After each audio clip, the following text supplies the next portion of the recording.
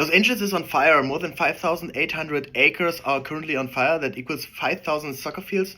And I want to give a little bit perspective. I'm German, European, living in the US since 2 years, so I know a little bit about that. But in Europe, we don't have too many wildfires, and it's not that common.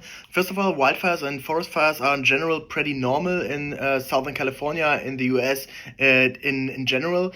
The nature just restores itself every 2 to 5 years.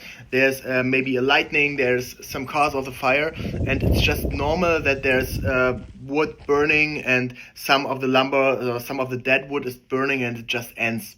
If they're just burning down every 25 years, there's way more fuel to fuel the fires, and that's what causes some fires to be very, very high and intense. Right now, there are three major fires. One is Pacific Palisades, one is Eaton, and one is the Hearst fire. Pacific Palisades know the most people probably. It's near Malibu, and a lot of their stuff was burned already.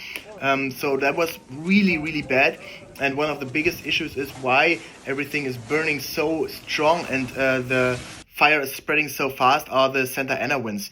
90% of the time the wind comes from the ocean and brings the wind into the country, but now it blows out from the east towards the ocean. Heavy, gusty winds, 50 to 80 kilometers per hour, 35, 50 miles. So it's very intense, and firefighters can't get a hold of that. They even stopped flying with helicopters and with crafts to get rid of the fires because the gusts and the wind was just too strong. We are in Mar Vista, which is next to Venice, so we are pretty safe. We have very bad air quality, and we go out and have a mask on, so stuff's flying around, and it's very intense.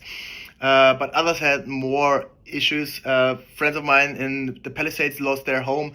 Backyard was on fire. The whole house was on fire.